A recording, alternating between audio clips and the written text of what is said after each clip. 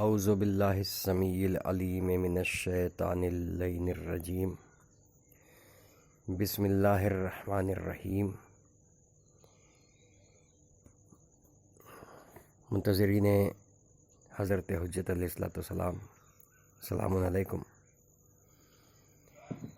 آپ حضرات کی خدمت میں اس وقت جو عرض کیا جا رہا ہے غیبت کبریٰ، اور غیبت کبریٰ میں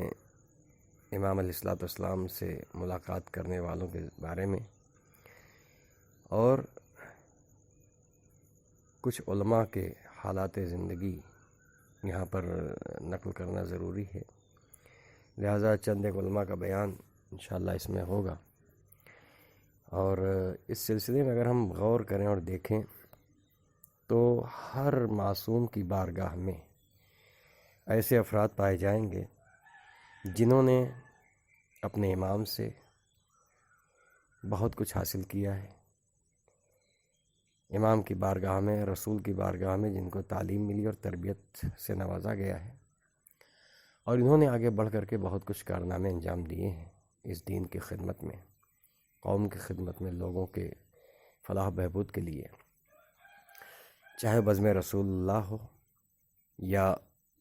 ائمہ معصومین علیہ السلام کی بزم میں ہو، ہر جگہ پر یہ سلسلہ ہمیں ملتا ہے کہ اصحاب رسول میں کچھ ایسے ضرور ملے کہ جنہوں نے علم و عرفان کی دولت حاصل کی اور ایک بلند مینارے بن کر کے دین اسلام میں روشن و منور طریقے سے نمایاں ہوئے۔ قوم کے سامنے ایک ایسی ہستی اور ایک ایسی شخصیت پیش کی گئی کہ جن پر قوم بھروسہ کرے، اور ظاہر سی بات ہے کہ چاہے رسول ہو چاہے امام ہو، ظاہری اعتبار سے وہ ایک جگہ پہ، ایک مرکز پہ قیام کریں گے، اور دوسرے علاقوں میں کوئی نہ کوئی انتظام تو ہونا چاہیے جس سے عوام تک وہ باتیں پہنچیں، دین کی جو رسول پہنچانا چاہتے ہیں یا امام پہنچانا چاہتے ہیں وہ فرامین و احکام پہنچیں۔ اس کے لیے ضروری ہے کہ ایک سلسلہ رہے۔ تو ہم یہ دیکھتے ہیں کہ معصوم کی بزم میں ہمیشہ ہمیں یہ سلسلہ ملا ہے،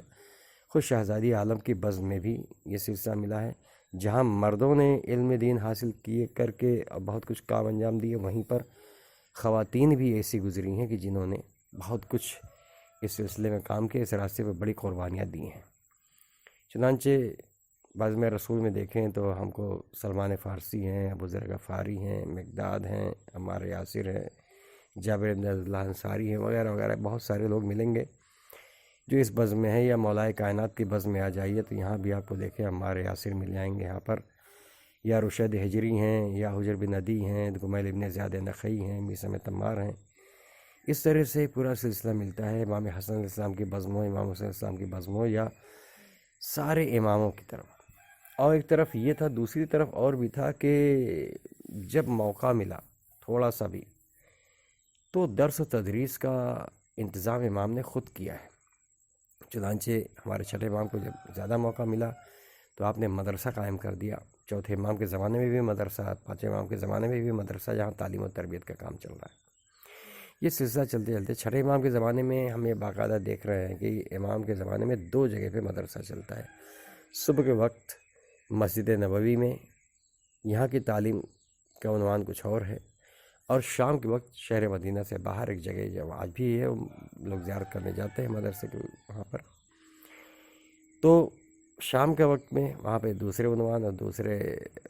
مسائل پر گفتگو ہوتی تھی، وہاں پہ درس دیا جاتا تھا۔ اور خود امام کا ارشاد یہ ہے کہ ظالم و جابر حکمران کے دور میں شیعوں کو بچا کے رکھنا، شیعوں کی حفاظت کے لیے جو سب سے زیادہ ضروری چیز ہے وہ یہ ہے کہ علم حاصل کیا جائے، علم و شعور اور عرفان کی دولت سے مالا مال ہو جائے۔ جتنا ہمیں علم و عرفان حاصل ہوگا اتنی ہی حکومت ہماری محتاج ہوتی چلی جائے گی، اتنی ہی حکومت کو ہماری ضرورت ہوگی، اور ہر حکمراں پھر مجبور ہو جائے گا ہمیں امور مملکت میں شریک کرنے، شامل کرنے کے لیے۔ چنانچہ جب یہ سلسلہ چلا تو ہمیں دیکھتے ہیں کہ ظالم و جابر بادشاہوں کے دربار میں بھی ہمیں امام علیہ السلام کی بارگاہ سے تعلیم اور تربیت حاصل کرنے والے افراد پائے جاتے ہیں، جنہوں نے وہاں رہ کر کے شیعت کی حفاظت کی ہے، اہل شیعہ کو بہت بڑے بڑے مسائل اور مراحل میں بچایا ہے اور رہنمائی فرمائی ہے۔ تو ایک انتظام یہ رہا ہمیشہ، اور یہ انتظام چلتا رہا یہاں تک کہ ایک بھی کام ہو رہا دوسرے ایک کام اور اس سلسلے میں جہاں امام نے خاص توجہ دی اور لوگوں کی سر متوجہ فرمایا، وہ ہے کتابیں لکھنا۔ ہر امام کے دور میں کتابیں لکھی گئی، خود رسول اسلام نے قرآن جمع کرنے کا حکم دیا یا قرآن لکھوایا مولا کائنات کے ذریعے سے، اور اس کے بعد احادیث سے جمع ہوئی ہیں۔ یہ سلسلہ چلتا رہا، حدیث کی تشریح ہوتی رہی اور روایات واقعات جمع کیے جاتے رہے، کتابیں لکھوائی جاتی رہیں۔ ہر امام نے تاکید کر کر کے کتابیں لکھائی ہیں، خود ائمہ نے بھی کتابیں لکھی ہیں، جیسا کہ ہمارے 11 امام علیہ السلام کے لیے ملتا ہے کہ آپ نے 180 کتابیں خود امام علیہ السلام نے ہمارے 11 امام نے لکھی ہیں۔ اور ہمارے اس 11 امام کے زمانے تک کا عالم یہ ہے کہ جو کتابیں لکھی گئی ہیں ان کی تعداد 6,500 سے زیادہ ہے، 6,600 کتابوں تک کی تعداد ملتی ہے جو لکھی گئی ہے، جو ائمہ علیہ السلام کی رہنمائی میں آپ کے حکم پر کتابیں لکھی گئی ہیں۔ کچھ ائمہ کی کتابیں، کچھ دیگر اصحاب کی کتابیں۔ ظالم بھی اس طرف متوجہ تھے، ظالم حکمران اس طرف متوجہ تھے، وہ بھی دیکھ رہے تھے، لہٰذا انہیں جب موقع ملا تو انہوں نے کتابوں کو بھی ضائع کیا ہے، علماء کو بھی مارا ہے، امام کے جو خاص قریبی لوگ تھے ان کو بھی بہت کچھ مارا، بڑی ظلم ڈھائے، بڑی مصیبتیں ان پر ڈالی گئی ہیں۔ چنانچہ اس سلسلے میں اسحاق ابن عمیر کا واقعہ مشہور ہے، تاریخ میں پایا جاتا ہے کہ یہ امام علیہ السلام کے چاہنے والے بڑی کتابیں انہوں نے جمع کی تھیں اور لکھی تھیں۔ انہیں حکومت وقت نے جب گرفتار کیا تو انہوں نے کچھ نہیں بچایا مگر کتابوں کو دفن کر دیا۔ اس جگہ پہ کتابوں کو دفن کر کے یہ چلے گئے اور 14 سال تک جیل میں رہے۔ 14 سال تک جیل میں رہنے کے بعد جب نکل کر کے قید خانے سے باہر آئے، اور آنے کے بعد جب انہوں نے اب گھر میں قدم رکھا تو سب سے پہلے اس جگہ پر گئے جہاں کتابیں دفن کی تھیں، جا کے اس جگہ کھودا اور کتابیں نکالی۔ کچھ کتابیں ضائع ہو گئی تھیں، کچھ کتابیں محفوظ بچی ہوئی تھیں۔ تیز بھی چل رہا تھا۔ اس کے علاوہ اگر ہم دیکھیں تو ظالموں نے، دشمنوں نے محلہ کرخ، جہاں کی شیعہ آبادی تھی بغداد میں، محلہ کرخ جہاں کی بہت شیعہ آباد تھے، اور خود شیخ طوسی علیہ الرحمہ کا وہاں پر کتاب خانہ تھا، بہت کتابیں بھری جمع تھیں اس زمانے میں۔ اس پورے محلے میں آگ لگائی گئی، فتنہ فساد پھیلا کر کے، بہانے بنا کر کے، اور اس کے بعد پورے محلے میں آگ لگائی گئی، خصوصاً اس کتاب خانے کو جلایا گیا اور کتابیں نکال کر کے دریا میں دجلہ میں ڈالی گئیں۔ 3 دنوں تک دجلہ کا پانی سیاہ رہا۔ تو اس طرح سے کتابوں پر حملہ ہوا، علماء کو مارا گیا، علماء کو سولی چڑھائی گئی، کیا کیا کچھ نہیں ہوا، سب کچھ ہوا ہے۔ یعنی کہنے کا مطلب یہ کہ یہ ایک انتظام جو شروع سے چل رہا تھا اور آنے والی غیبت کے لیے ایک مکمل انتظام ہو رہا تھا کہ کس طرح سے ہماری بزم سے، ہماری بارگاہ سے تربیت یافتہ لوگ آئیں گے جو آگے بڑھ کر کے غیبت کے زمانے میں اس ذمہ داری کو سنبھالیں گے کہ دین کے معاملے میں اب چونکہ جب امام پردے غیب میں ہیں تو علماء ہی کے سر پہ ذمہ داری ہے، علماء اسے سنبھالیں گے۔ اور یہ سلسلہ جاری رہا، اسی طرح چلتا رہا۔ اسی سلسلے میں سن 254 ہجری میں ہمارے 10ویں امام علیہ السلام کی شہادت ہوتی ہے۔ اس سے 4 سال قبل 250 ہجری میں ایک ہستی کی ولادت ہوتی جنہیں ہم محمد ابن یعقوب ابن اسحاق کلینی کہتے ہیں۔ بڑی عظیم شخصیت ہے اہل تشیع کے لیے۔ ان کی ولادت ہوئی ریب کے پاس ایک علاقہ ہے کلین، وہاں پر ان کی ولادت ہوئی اور یہ وہیں پہ رہے، اور یہاں تک کہ 250 ہجری میں ولادت ہو جانے کے بعد 308 ہجری جو کہ ہمارے امام علیہ السلام کے تیسرے نائب جناب حسین بن رو کا زمانہ ہے، اس زمانے میں یہ یہاں سے بغداد کی طرف گئے اور بغداد میں قیام فرمایا۔ تو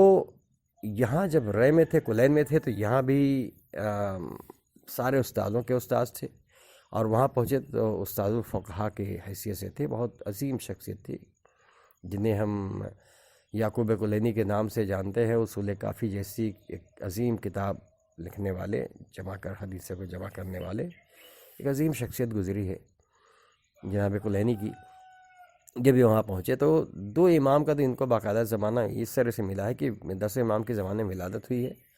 اور 11 امام علیہ السلام کا زمانہ بھی انہوں نے دیکھا ہے، اور اس کے بعد پھر غیبت صغریٰ کا زمانہ رہا۔ اور غیبت صغریٰ میں جس سال تک غیبت صغریٰ رہی اس سال تک ان کا وجود، ان کی زندگی ہے، یعنی کہ 329 ہجری میں ان کی وفات ہوتی ہے۔ ان کے بارے میں انشاءاللہ میں اور بھی عرض کروں گا، آج وقت نہیں بچا ہے۔ انشاءاللہ کل یعقوب کلینی کے متعلق ان کی خدمات کیا ہیں، ان کی تالیفات کیا ہیں، کل عرض کیا جائے گا۔ آج صرف اتنا ہے کہ یہ ایک ایسا رابطہ ہے کہ جو 10 امام اور 11 امام کا زمانہ بھی ہے، اور پھر امام عصر کا غیبت صغریٰ بھی ہے، یہ سب کا سب زمانہ ان کے سامنے ہے۔ اور اس کے بعد جہاں غیبت صغریٰ ختم ہوتی ہے، جہاں سے غیبت کبریٰ آغاز ہوتا ہے 329 ہجری میں، جہاں علی بن محمد سورین آخری نائب کا انتقال ہوتا ہے، وہیں پر محمد ابن یعقوب کلینی کا بھی انتقال ہوتا ہے۔ بعد میں لوگوں نے ان کی قبر کو کھودنا چاہا، اور جب کھود رہے تھے تو انہوں نے دیکھا، ایک عرصے کے بعد کھود رہے تھے قبر، تو دیکھا کہ کفن میلا تک نہیں ہوا ہے، ویسے ہی لیٹے ہوئے نظر آ رہے ہیں۔ تو لوگ گھبرا گئے، اور گھبرا کر کے لوگوں نے قبر کھودنا بند کر دیا تھا۔ آج بھی ان کی قبر بغداد میں بازار میں موجود ہے۔ اس مقام پہ ان کا روضہ ہے جہاں پر نائب نواب ارما ہیں، اسی کے قریب میں ان کا بھی روضہ موجود ہے، جہاں لوگ زیارت کرنے جاتے ہیں۔ پروردگارہ ہمیں توفیق عطا فرما کہ ہم ان تمام علماء کی محنتوں اور ان کی مشقتوں، ان کی قربانیوں کی قدر کرتے ہوئے، ویسے عمل کرتے ہوئے اپنے آپ کو ویسا بنا لے جائیں جیسا کہ ہمارے امام ذات اسلام کی بارگاہ میں ہونا چاہیے۔ وآخر دعوانا ان الحمدللہ رب العالمین، والسلام علیکم ورحمۃ اللہ وبرکاتہ۔